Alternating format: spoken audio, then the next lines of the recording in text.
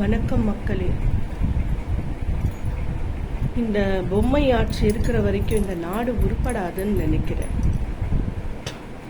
6 cylinder 2500 ரூபாய், degree வாங்கினவங்களுக்கு 4000 ரூபாய், தாய்மாமன் சீரு, எவ்வளோ அதாவது நடைமுறையில் உண்மையாகவே நடக்காத விஷயங்கள் மட்டும்தான் இவர் சொல்லி வந்தார். எவ்வளோ சொல்லி கூட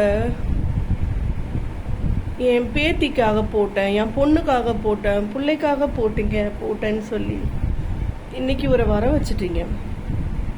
இப்போ இதே பொய் சொன்ன ஆட்கள் அவங்களோட ஆட்களை வச்சு கரண்ட் இல்லாம ஆக்குறாங்க, தண்ணி இல்லாம ஆக்குறாங்க, குழந்தைங்க உயிர்ல விளையாடுறாங்கங்க. இதையெல்லாம் பண்ணிட்டு அந்த திமுக தீய சக்தி பழி போடுறாங்க. இதெல்லாம் அநியாயமா தெரியலையா?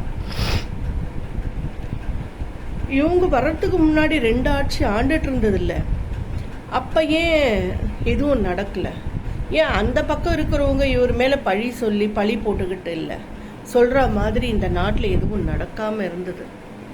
அதாவது எந்த தவறுமே நடக்கலன்னு சொல்ல வரல, தவறு நடந்துச்சு. ஆனா இந்த அளவுக்கு நான் என் வாழ்நாளில் பார்த்ததில்லை. இந்திக்காரன் நேரா ஒரு பொம்பளை பின்னாடி துரத்திட்டு வரான், டீ கடை உள்ள போயிட்டு கேட்டா துணைக்க வந்தேன்றான். மாட்டியிருந்தா அந்த பொம்பளை நிலைமை என்ன? குழந்தைங்க மாமா கூட்டு போடுன்னு சொன்ன குழந்தைங்க உயிர்ல எல்லாம் விளையாடுறீங்க. ஏன் இப்படி அக்குறம் அநியாயம் பண்றாங்க? தயவு செஞ்சு Stalin sir, Udhayanidhi sir, government யாரு கையில் அதிகாரம் இருக்கோ இந்த பாவிங்களெல்லாம் கண்டுபிடிச்சி இந்த நாட்டை காப்பாத்துங்க. இல்லை இன்னும் கொஞ்ச நாள்ல இந்த நாட்டை வித்துருவானுங்க காசுக்காக. அந்த ஆதவ அர்ஜுனா விடவே மாட்டான், இந்த நாட்டை நாசமாக்கிடுவான். விஜய்க்கு ஒரு படத்துல நடிச்சா 200 ரூபாவோ 400 கோடியோ தான் சம்பளம், சரிங்களா?